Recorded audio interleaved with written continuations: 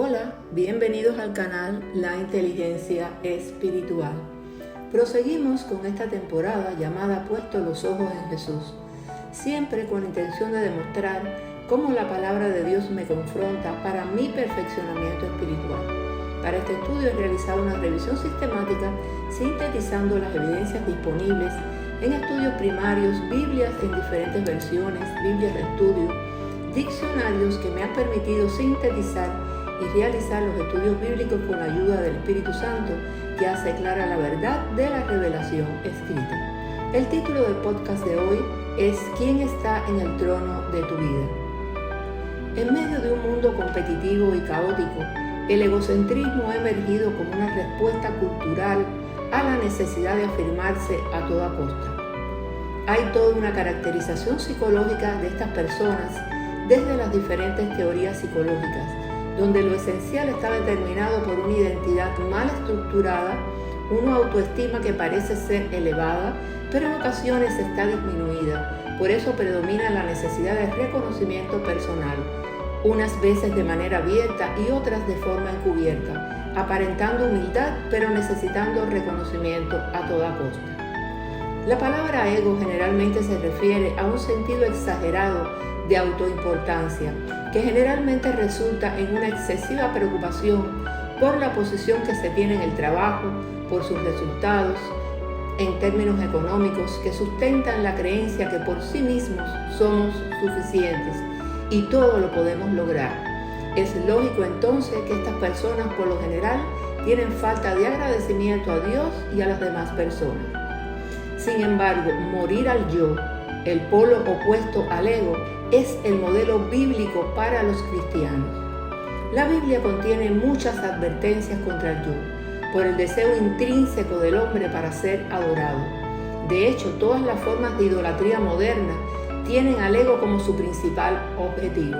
Las fuerzas oscuras de esta época han convencido a muchos de que la satisfacción solo se consigue satisfaciendo los deseos del yo. Y podemos remontarnos hasta el jardín del Edén, donde Eva se dejó llevar por la mentira de Satanás de que podía ser como Dios. Génesis 3:5. En el centro de esta filosofía de vida prevalece la falsa creencia de que el individuo es inherentemente competente y bueno, y que cualquier error o desliz puede justificarse con facilidad. Se argumenta, no soy perfecta, pero tampoco soy tan mala. Esta mentalidad, aunque comprensible, se aleja del estándar bíblico de rectitud. Gente pecadora que dice no ser tan pecadora. Excusas humanas de personas pecadoras que se comparan con los demás para sentirse bien delante de los hombres y delante de Dios. Dios, en su infinita sabiduría y justicia, no nos compara con otros seres humanos para determinar nuestra bondad. Él nos compara con su perfecta santidad. En el Salmo 143, versículo 2, que es una oración de un alma angustiada, David dice, ante ti nadie puede alegar inocencia. Esto nos desafía a mirar más allá de nuestras comparaciones terrenales y a considerar cómo nos vemos ante los ojos de Dios. Esta situación de comparaciones terrenales se asocia a la sabiduría de la tierra. En mi caso he vivido en ambientes profesionistas, científicos y académicos donde siempre me he desempeñado, por lo que en mi proceso de desarrollo espiritual este aspecto ha sido un foco rojo de transformación que aún continúa en proceso. Lo importante no es la apreciación que tengamos acerca del pecado, sino qué dice la palabra de Dios sobre el pecado. Los seres humanos no podemos justificarnos según nuestros puntos de vista. Cuando cometemos un pecado, buscamos compararnos con alguien en peor situación para sentirnos mejor. El apóstol Pablo expresó, digo pues por la gracia que me es dada a cada cual que está entre vosotros, que no tenga más alto concepto de sí que el que debe tener, sino que piense de sí con cordura, conforme a la medida de fe que Dios repartió a cada uno. Romanos 12:3. He aprendido y vivido por la palabra de Dios que un corazón humilde no da lugar al ego, al orgullo o a la arrogancia, porque reconoce que todo lo que tenemos y todo lo que somos viene de Dios, tal como recordó Pablo a los Corintios. Porque, ¿quién te distingue? ¿O qué tienes que no hayas recibido? Y si lo recibiste, ¿por qué te glorías como si no lo hubieras recibido? 1 Corintios 4:7. Todos los dones y los talentos y cada respiro que damos proviene de Dios, al igual que nuestro don más preciado, la salvación. Efesios 2, del 8 al 9. ¿Dónde pues está la jactancia? Queda excluida. ¿Por cuál ley? ¿Por la de las obras? No, sino por la ley de la fe. Romanos 3, 27. Jesús nos enseñó que la verdadera justicia va más allá de las acciones externas y llega al corazón. Porque les digo a ustedes que no van a entrar en el reino de los cielos a menos que su justicia supere la de los fariseos y la de los maestros de la ley. Mateo 5, 20. El Señor nos advierte sobre la insuficiencia de nuestra propia justicia y nos señala la necesidad de un cambio interno. Nuestra entrada al reino es por la rectitud de corazón y no por legalismo externo hipócrita. Reconocer nuestros pecados y necesidad de gracia.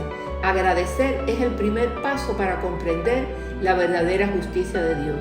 Es fácil caer en la trampa de la autojustificación. Yo no le hago mal a nadie, yo no soy tan mala, yo no he matado a nadie, yo siempre intento hacer lo bueno, yo soy merecedora. Son las respuestas preferidas de las personas con apariencia de humildad, pero en esencia orgullosas, que basan su fe en su buen comportamiento.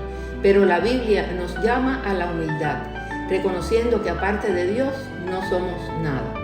El apóstol Pablo advirtió: basado en el privilegio y la autoridad que Dios me ha dado, le advierto a cada uno de ustedes lo siguiente: ninguno se crea mejor de lo que realmente es.